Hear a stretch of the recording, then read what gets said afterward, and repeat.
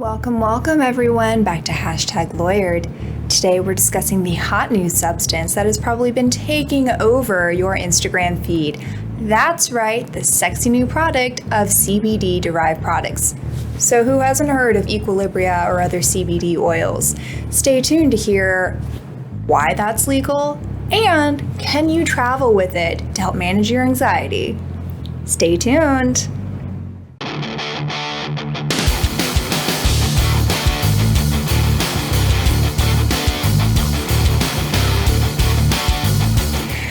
Hi y'all, welcome back to #Lawyered. You have your favorite legal A-team, Andrea and Austin here in studio, live and recording with a beautiful quasi-sunrise in the background because it is so freaking early.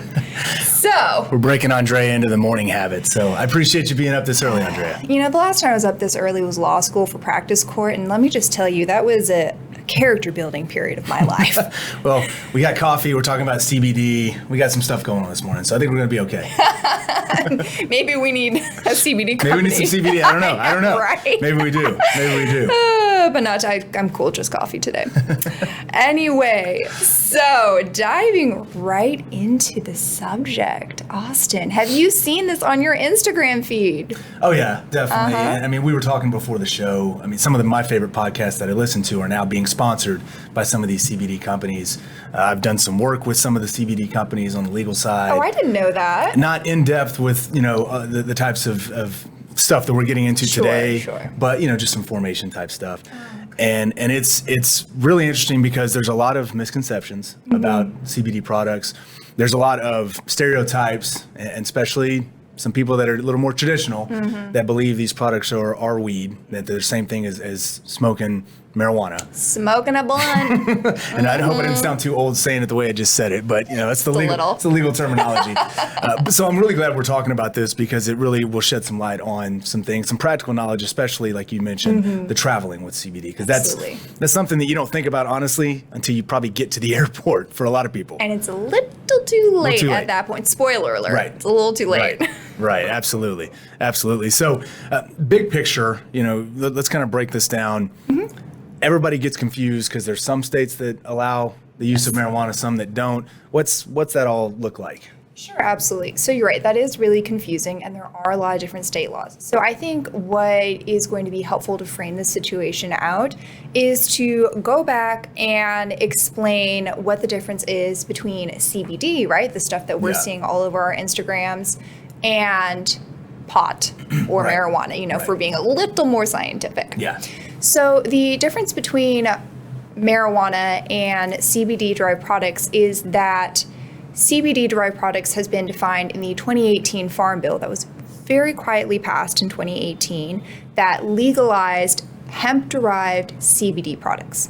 So what does that mean? That means that products that have and I am not going to use the full scientific name because I am not a scientist and I will horribly butcher it, but CBD is a type of cannabis compound that is derived from a hemp plant. And according to Congress, so long as it has, make sure I for sure get this number right, 0.3% on a dry weight basis per product of THC or less, and it comes from a hemp plant, then that's considered CBD and is not marijuana. Now, marijuana is from an actual marijuana plant. Yeah.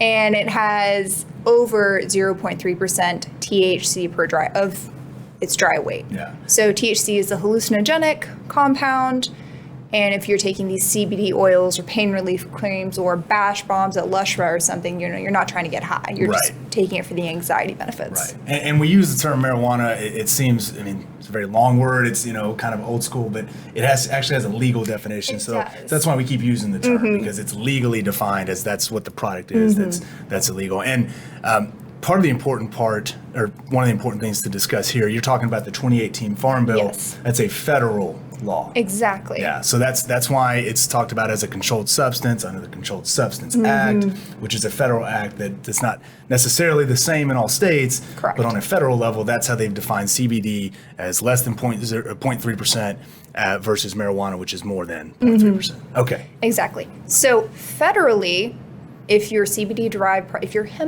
CBD product meets those standards, at the federal level, you're fine. You're good. Yeah. And so just going forward for our listeners, when I say CBD, that's the definition I'm using because hemp-derived CBD product is too much and it's too early for me to say all of that 5 million times. Right.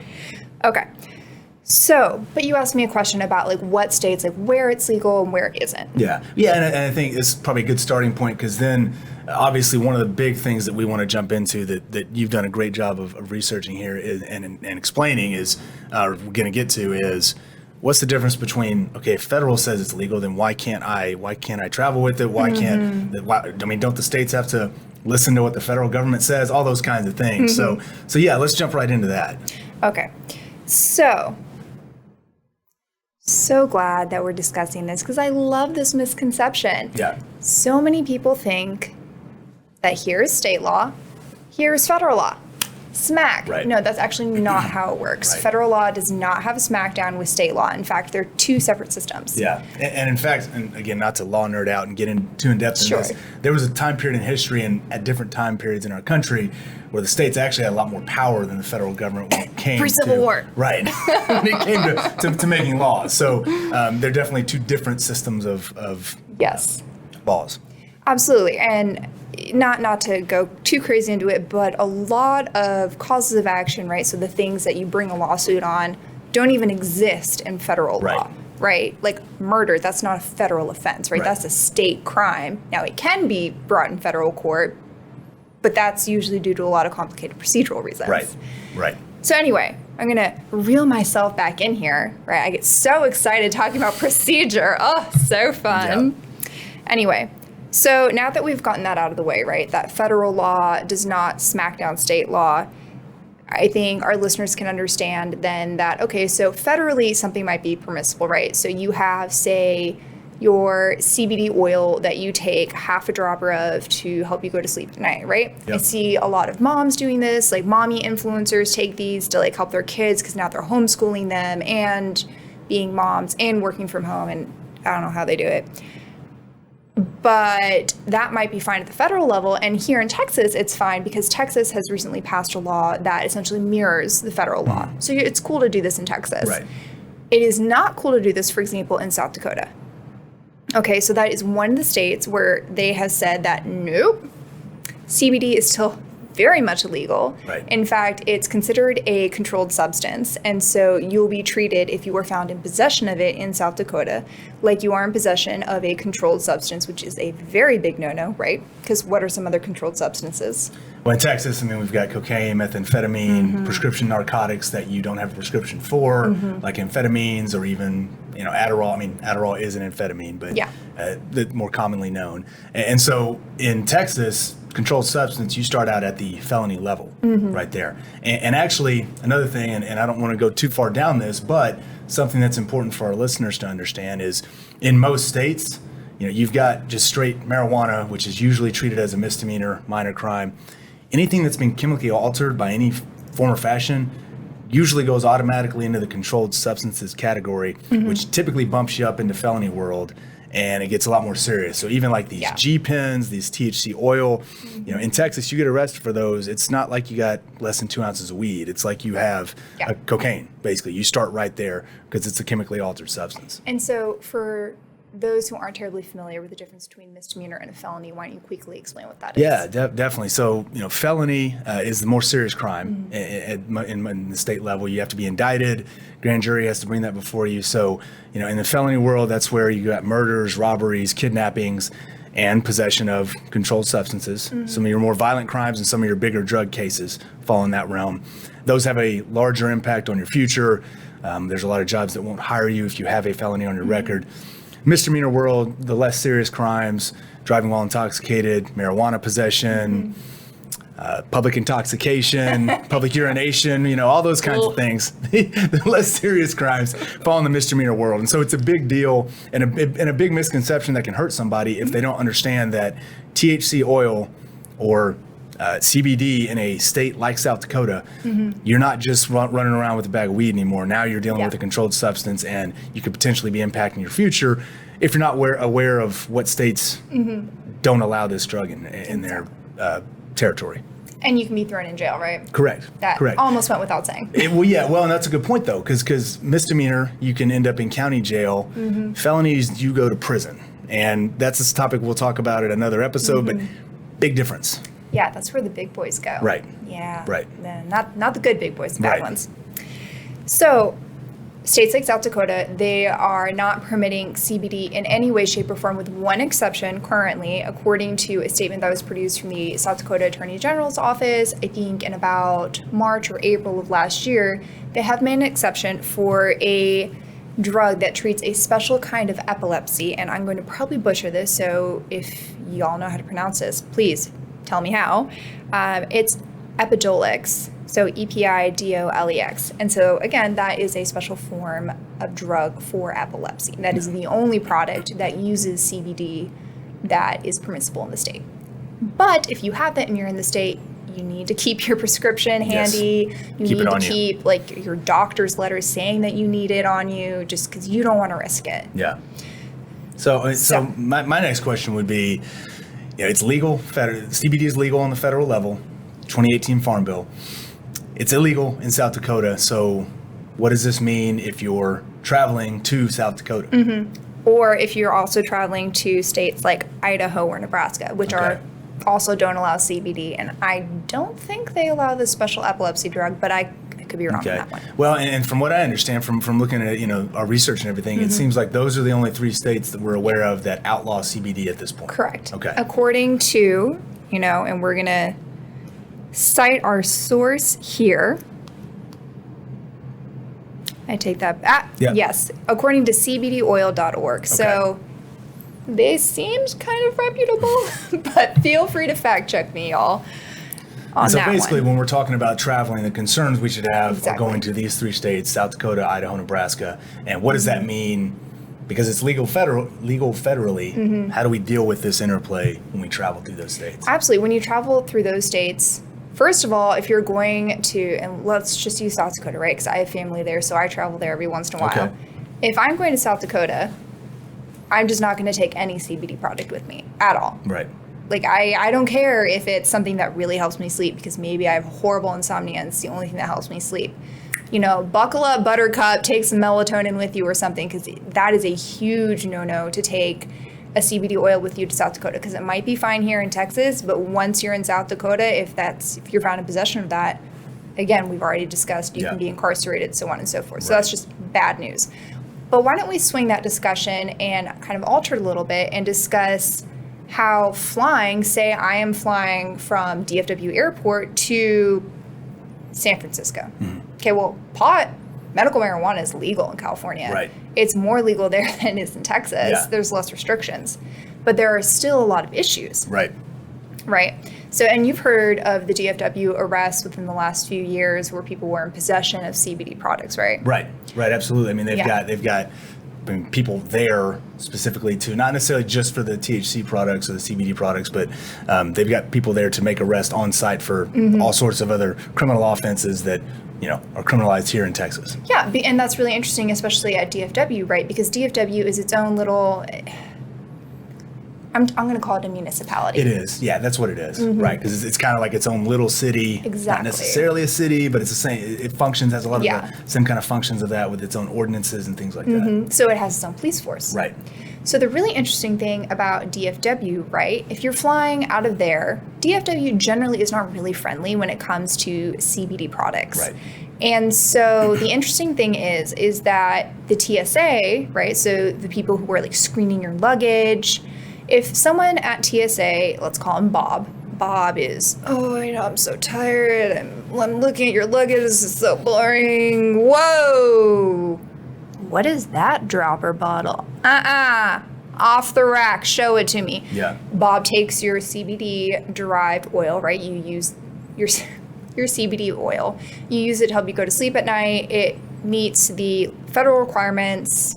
It's fine. It's legal federally. And you're in Texas. It's legal in Texas. But Bob is a stickler.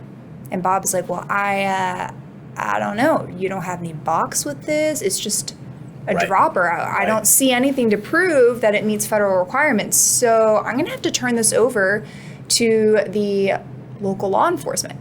And so he'll turn around and he will turn the product over to the DFW police, who will then, most likely than not, conduct a field test. Okay. Right. What happens when you do a field test, even if there's less than 0.3% of THC in your product? It's going to register that there's THC in there. And Exactly. then what happens after that is it gets sent to a lab. Well, guess what? They got to wait for those lab results to come back. And you don't get the benefit of the doubt of, unfortunately, myth here, innocent until proven guilty doesn't necessarily apply when the police are making an arrest.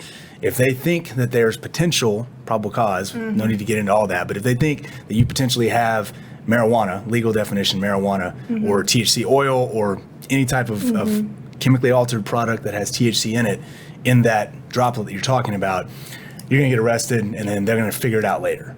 So have fun sitting in jail and missing your flight. Right. And so, unfortunately, a lot of people think, I know what this is. I know it doesn't really matter. And quite honestly, and you know this about me, my views on, state versus criminal defense side always come out. The state's not going to give you the benefit of the doubt. Absolutely. The executive branch, the police officer making that arrest, he or she is not going to, they're not worried about that. They're going to figure it out later. And even later, if it's found that, hey, that was CBD, there's no repercussions for them making the arrest on site because that's what they're told they're allowed to do. So what we're both saying is don't travel with this stuff. Just don't, especially at DFW. Especially they DFW. really hate this Right, stuff. Just don't do it. And look, guys, we're not saying that, don't blame Bob, right? Bob's just doing his job. Bob isn't saying, oh, it's my discretion Right. to do this. It's Right. actually required. All TSA agents, according to TSA.gov, are actually required. They are duty bound if they see anything suspicious or anything that looks like it might be breaking the law, especially when it comes to drugs, to report it. He doesn't have a choice. It's literally his job requirement to report that. You can say don't be mad at Bob. I'm still going to be mad at Bob, but I get what you're saying. Yeah, well, poor Bob. He's in a bad spot. Hopefully he's not, rude about it at least. But anyway, if you're going to travel with this, it'll probably be screened if you're taking it in carry-on luggage. And it'll probably be noticed. And if it's taken out, it's going to be field tested, is going to be turned over. So just because something is legal, right, at Texas and the federal level, does not mean that you can still have it or do it, right? Right. You're still going to probably be harassed. You still might be arrested, even though it's legal. So just because it's legal doesn't mean you're safe. Just avoid the whole situation. And that's counterintuitive, obviously. It is. And I will tell you that, I argue with police officers all the time on the stand. When I'm in court, you're never going to win that argument in the field. No. Nobody's going to. Myself included, nobody's going to win that argument. Yeah. And so, unfortunately, you've got to take these extra precautions. And long term, we would hope that there are procedures, tests, policies put in place so that we can ferry out what's actually illegal versus what is illegal when someone's carrying it, so that we don't have these, what I would say are infringements upon people's personal liberties. And we can try to test this stuff out and make it work better. Because if it is legal, then people should be able to carry it freely and not have to worry about it. Absolutely. But that's a conversation for another day. That is. So at the end of the day, just don't do it at DFW. Are you more likely to get arrested at DFW? Yes. Than if you were, say, I don't know, driving in your car on a lunch break in Limestone County. Right. Which is one of the smaller, more rural, less developed counties here in Texas. Yeah. And something actually you might want to note, you being our listeners, is that at least as of January 2020, most crime labs in Texas, right, so the state ones, not necessarily the private ones, actually don't have the equipment necessary to accurately test for the percentage or levels of THC in the product. Really? Okay. And so one of my best friends is a assistant DA actually in Limestone County, which is why I brought them up as an example. And she was telling me that the number of arrests that have been made for possession of marijuana have gone down dramatically because of this fact that now that Texas has a law that matches the federal farm bill that makes CBD products permissible, like we said with DFW, field tests are still going to be THC in the product, but they're not really arresting anymore because they're like, well, it's a lot of money to try and send it to a private lab to see if it's over the legal level. So they're not doing a lot of arrests. Yeah, and we're seeing that trend in a lot of counties across the state where either that's occurring or the the policing of marijuana is reducing. A couple years ago, we had the cite and release ordinance that went out in Dallas where someone who's arrested the first time for marijuana possession, because, the officers can check their background. So if they've never been arrested for it before, they've got less than 2 ounces, less than 2 ounces, that's right. Then they can be let go with just a ticket as opposed to being arrested, put in jail, having to seek bail, all those kinds of things. And so we're seeing those policies soften up, which I think you and I would probably both agree is the trend that we should see, given all the things that we've learned about THC and CBD and marijuana. I mean, the entire field of that over the last decade, 2 decades. So that's a good thing, in my opinion. Hopefully it keeps going down that road. The idea of not traveling with it. So people then are going to want to know, well, what can I do? I mean, what about like going back on the San Francisco analogy? Sure. What if I leave from one of these states like Colorado and I have THC product, not CBD, but THC product and come back to Texas? Well, shouldn't I be allowed to do that? No. Well, should's the wrong word. Are you allowed? Maybe that's the better way to ask. Absolutely not. No. So if you have any sort of marijuana-derived product, it's going to have more than 0.3% dry weight of THC in it. So that is absolutely legal at the federal level. And besides maybe Colorado, California, if you have the right paperwork, and then maybe Washington, I need to brush up on Washington state law when it comes to pot. Everywhere else, to my knowledge, it's completely legal. So if you are coming from San Francisco or Colorado and you've got some nice weed gummies that are helping you relax and fall asleep, freaking flush that down the toilet. Don't even walk onto airport premises with that or stuff. consume it before you get there. Okay. That was you, not me. I'll go there. Just saying, use it before you get there. But whatever you do not bring it onto airport property. That is a huge no-no, and that is a big problem if you're found in possession of that on airport grounds. Just don't do it. Yeah. Well, absolutely. But again, want to make sure that we get that distinction between CBD, THC, and understand it doesn't make a difference whether you're flying back from, going to. You're still subject to the same laws, right? Absolutely. You are still subject to the same laws. And, and even if you're driving, right? You're driving across state lines, and you are driving to South Dakota. You're not going to be subject to the same scrutiny, right? Because there's no TSA screening your bags when you're driving. But if for some odd reason you have a police encounter and you are found to be in possession of it in South Dakota or one of these other states that we said doesn't permit CBD products, you can still run into the same problem of being field tested, arrested, having your item confiscated, and then dealing with all the fallout from that. Right. So let's add another spin to it. Let's take another level. What about internationally with CBD? Yes. Internationally. Okay, so we've already discussed how flying with CBD generally domestically is not really a good idea. Same concept applies, even let's take this for a spin. Say you're flying from San Francisco, and I don't know, maybe they're more lax when you're flying out of SFO than you are at DFW. Okay, well, if you're flying to a foreign country, you need to check the requirements in that country, right? So some countries have legalized CBD products so long as the THC content is below a certain percentage, very similar to the 2018 Farm Bill here in the United States. However, there are usually a lot of other requirements, such as that the CBD is derived from a hemp plant that was cultivated in the European Union with EU certified hemp seeds. Oh, wow. So actually where it was actually. Yes. See, that sounds more like international policy than legal. Never mind. Let's not go down that road, but you get what I'm saying. That doesn't make a lot of sense to me, but that's fine. Trade unions, blocks, yada, yada, yada. Sure. Yeah. Tariffs, whatever. I'm sure Trump has something to say about tariffs. Anyway, not to get too political. But yes, so generally, again, probably not a good idea because look, a lot of these European countries are probably going to have this requirement that it needs to be an EU-grown hemp product with EU-certified seeds. Right. And let's be real, your Equilibria brand CBD oil I'm sure it's great. Their advertising is good and stuff. But to my knowledge, that stuff isn't grown in the EU with EU-certified hemp seeds. Yeah. So that would be illegal in some European countries. Well, and let's just break this down. Going back to what we said earlier, let's say you get stopped going through security with this, and then they're going to say, well, how do you have proof that this was grown in the European Union? Right. I mean, you're not in a really good position at that point to make don't. that argument, to have any. I mean, you're the guy that they have the leverage. You're in trouble. You got a problem. So, unfortunately, it's a little bit of a buzzkill. I mean, it's not a buzzkill this podcast, but the message we're delivering. I think hopefully we see some change over time, but right now it's just too uncertain, and you're taking a huge risk by kind of toying with these uncertainties if you travel with these products. Is basically what I'm getting from I will give you one certainty though. Okay, good.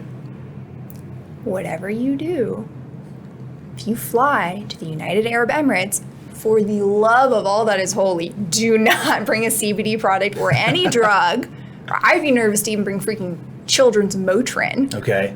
Because they have a zero tolerance policy when it comes to drugs. And I mean, the UAE, like, they don't mess around with this stuff. So, like, there are pretty severe consequences over there if you're found in possession of CBD or any other drugs. So do not, whatever you do. That's good to know. That's good to know. So no Tylenol, just be careful overall. I mean, I don't know about Tylenol. I wouldn't bring Tylenol. Frick, I'd be nervous. But definitely no CBD. Well, so changing gears, well, not really changing gears, but just another topic that I kind of wanted us to just discuss in hypothetical.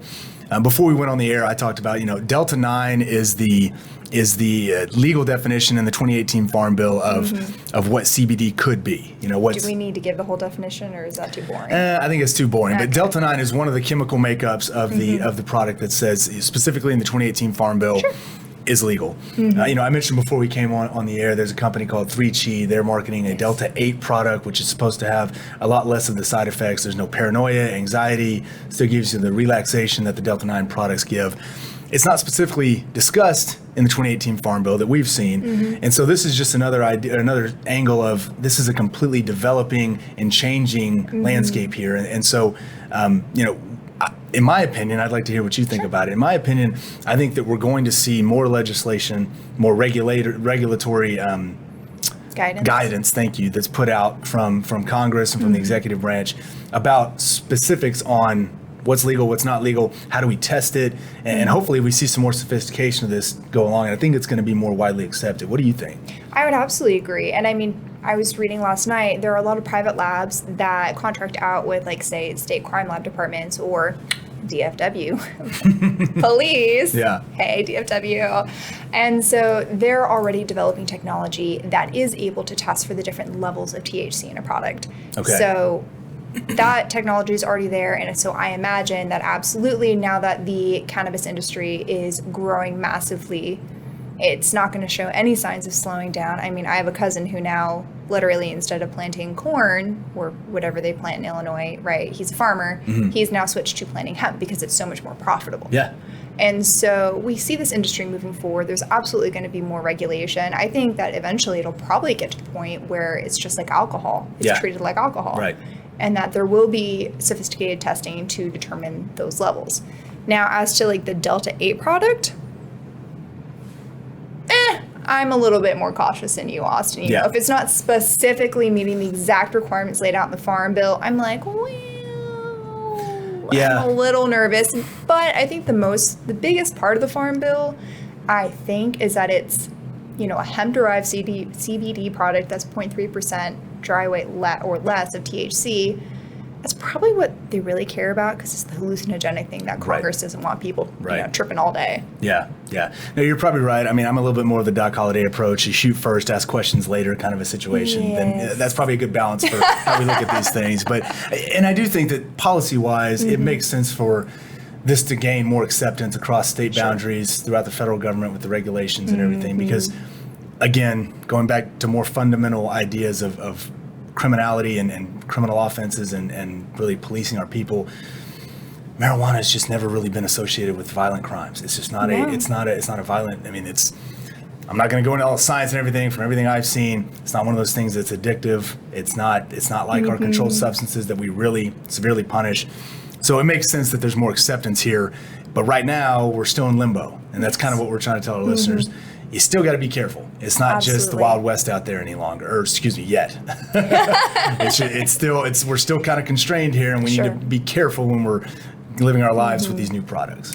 Yes, so just remember, y'all, just because legally it's permissible doesn't mean you won't still be harassed by law enforcement. Right. So just don't mess with it, Just keep it at home. Or drive. Or drive. Don't fly. Yeah, or drive, don't fly, but not to South Dakota. Right. Stay out of those states. Yeah, exactly. Well, Austin, any parting words or questions or words of wisdom on this topic? I think our listeners need to continue to monitor and listen to the developments in this area. Because it's a dynamic industry, it's a dynamic changing environment. There's going to be things that change, and I think we should do a really good job of trying to continue to monitor ourselves so we can pump out more information about this, because over the next decade, there's going to be a lot that changes in this field. I think so. Well, y'all, you have it. Just because it's legal doesn't mean you should fly with it. So thanks so much for tuning in, and we look forward to when the laws do change and regulations are updated to bringing you new information and explaining the newest developments on CBD. And in the meantime, enjoy responsibly. Bye, y'all.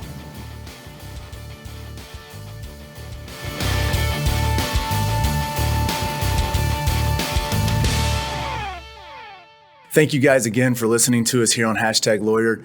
Go find us on whatever platform it is that you listen to your podcasts. Go like the podcast, go follow and subscribe to us. Leave us a review, leave us a rating. That helps us to really get the word out and really continue to tell you guys about all the different things that are going on in law and business here in Dallas. Make sure you check out our videos on our YouTube channel. It's #Lawyered. And then also follow us on our Instagram account. It's at #Lawyered. DM us, send us some issues, some topics you'd like to discuss, or some things that maybe you just don't understand about the law, because we want to make sure and cover and give you what it is you want to listen to.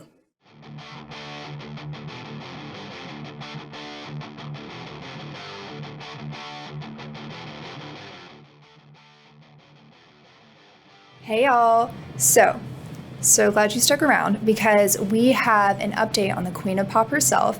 We recently discussed with y'all the #Free Britney movement and how she's under this conservatorship.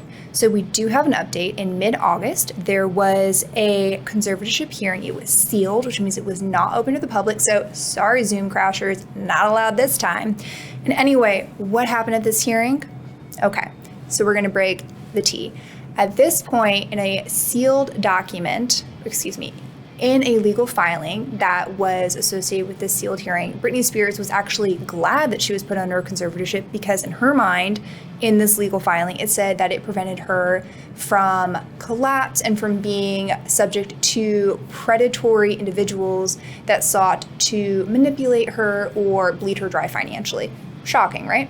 The biggest part is that she actually didn't want to end the conservatorship. She wants Jody Montgomery, her current temporary conservator of the person, to remain in place. She does not want her father, Jamie Spears, to return as her conservator. What did the judge do?